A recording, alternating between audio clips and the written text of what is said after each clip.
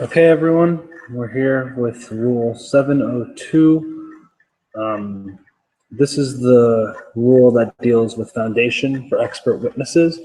These are the basis of the questions you ask to an expert before you elicit conclusions from them that pertain to the case at hand.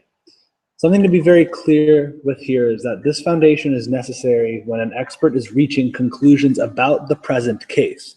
If you're just asking an expert about general things they've encountered in their history or their time doing their professions, then you don't need to lay this specific foundation. You lay a foundation of where they went to school, all of that stuff, and you lay a foundation that they have the knowledge that they do. But this is the foundation that needs to be laid when coming to conclusions in the case at hand. I'll just read the rule. A witness who is qualified as an expert by knowledge, skill, experience, training, or education may testify in the form of an opinion on this case, or otherwise if A, the expert's scientific, technical, or otherwise specialized knowledge will help the trier of fact to understand the evidence or to determine a fact at issue, namely the expert's opinion needs to be relevant, it almost always is. B, the testimony is based on sufficient facts or data, namely that there's enough evidence that this person relied on to reach accurate conclusions. The testimony is the product of reliable principles and methods, namely the expert needed to apply something that has been peer-reviewed or accepted in the field as standard in analyzing these facts. It's not just that any smart person can come up here with enough facts and data and make any conclusions they want because they're smart. There have to be some reliable principles and methods that are standard in the field. And fourth, the expert has reliably applied the principles and methods to the facts of this case. This is in the case of like if you were performing a test, like a physical test, like the MRI is a scientifically accepted method. The human body in an MRI machine is sufficient facts and data to like reach some conclusions about the body. But the MRI machine examination can only be entered if D, that test was performed correctly. So like if you're supposed to not move while being tested and you have evidence that the person had like a seizure in the MRI machine, then that could call into question the effectiveness of that test.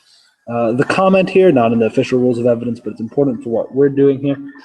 Certain jurisdictions have you tender experts as such. Namely, you ask these questions, you lay the necessary foundation, then you ask the judge, at this time we would like to tender this witness as an expert, and then start asking them specific questions. In Midlands and in AMTA, and Midlands being the fictitious state AMTA created, there is no formal tendering of experts. And there are some states in the 50 that do not tender experts. I'll just read the comment in its entirety. Unless otherwise provided in the materials, formal certification of a witness as an expert in a specific field of expertise is not required nor permitted. Attorneys and witnesses should develop expertise and lay foundation through appropriate questioning based on the case materials provided. Judges may entertain any appropriate objections to expert witness qualifications and opinions under the rules of evidence. So there's no formal tendering process. I'm not sure why AMTA made that decision, but just know that that's something that differs from many high school mock trial activities. So a little bit about 702, taking a step back. So that's the foundation. That's on the most basic level. And it comes from a real life case called Daubert v. I'm not sure who. Daubert being spelled D-A-U-B-E-R-T. And this standard, this minimum standard to allow expert testimony is called the Daubert standard. It's a landmark case. It really taught us a lot about how experts need to be handled in actual courtrooms. And this is taken directly from that case law, both in the real rules and in the AMTA rules. Something else to know is that there's a ton of case law that deals with successfully laying expert foundation, both in real life and in mock trial. And some of the biggest cases deal with laying expert foundation. The cases I'm thinking of specifically are Davis v. Adams and Tarot Card Readers Association versus Merrill Dow. Those are two case laws that are in pretty much every single year's case law packet that deal with the certification of experts. I won't go into those more in depth, but essentially it adds more standards or more methods or requirements for tendering people as experts. So if you're reading this, having trouble with what you need to ask of an expert to tender them officially, consult those case laws as well, because it isn't an entirely full picture. But that's what this rule does. If you want to elicit specialized scientific conclusions, the type that we talked about under Rule 701C, you need to have this expert foundation, which is why 702 comes immediately after that rule. This does not prevent experts from making lay opinion conclusions, like rationally based perceptions under Rule 701. But there are objections to be made when an expert makes lay opinions because of the potential for undue prejudice. So having an expert say, like, let's say you have an expert in medicine, like you have a doctor, an expert, he's allowed to make expert conclusions, and maybe you even had some arguments about his qualifications. They've decided that he can make conclusions, and he makes conclusions about Jesse's cause of death, things like that, or Sydney's cause of death, things of that nature. And then at some point, the witness is asked about the reasonability of Hayden's punishment, or something to that effect. Maybe something that the doctor could say as a lay witness, as just an ordinary guy, his opinion on, that would carry a certain amount of weight. But because at some point he's been tendered as an expert and he's been delivered as having such clout in these various fields, it can be prejudicial to have him elicit that conclusion as opposed to other people, because there could be the potential to mislead or confuse the jury as to whether his qualifications apply for making that conclusion, because certainly an expert's conclusion should be held in higher regard than a lay witness's conclusion. That's something to keep in mind as well with Rule 702. If you're trying to object to someone as an expert, these are the standards you want to attack, at least at the first level. You can attack even more as pertaining to the case laws, Davis v. Adams and tarot card readers. And there's certainly a lot of room to help you there. But if you want to say someone's not an expert, attack their facts and data, attack their principles and methods, and attack their application of those methods. So there's also a fine line between whether someone's methods are reliable enough, or whether you can just attack them on cross. It's difficult, like where the line of admissibility comes down when it comes to that. For instance, in this case, I'm making an objection to Couples being an expert because of his reliability or her reliability on the page scale. The page scale being a scale that was designed for use between 12 and 16-year-olds. I'm not sure about how good that objection is on second thought, but that's the type of thing that I'm talking about. If you want to object to someone as an expert, you attack these three prongs. It should kind of make sense.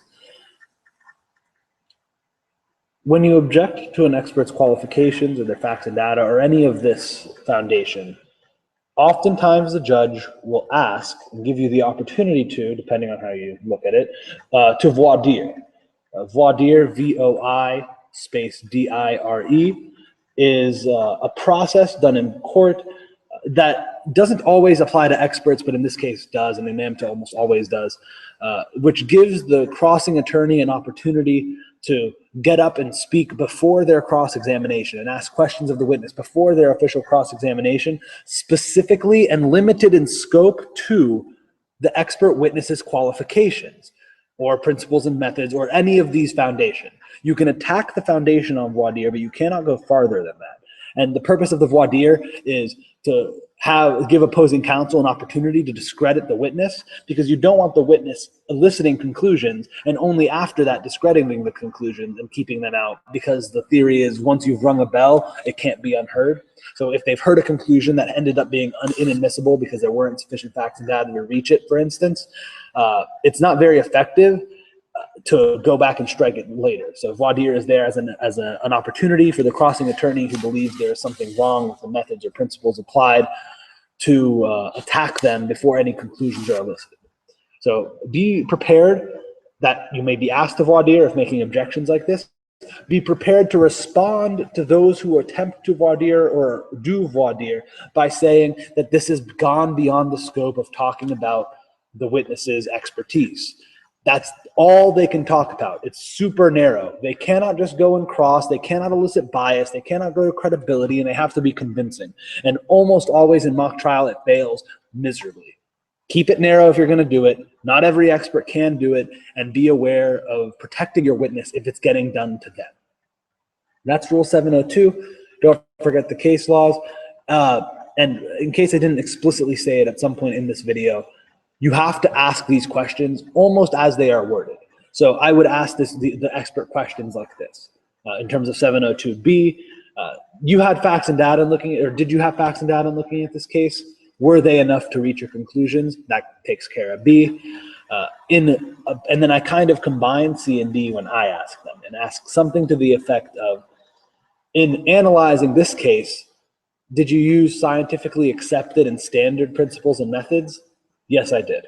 That kind of encapsulates C and D.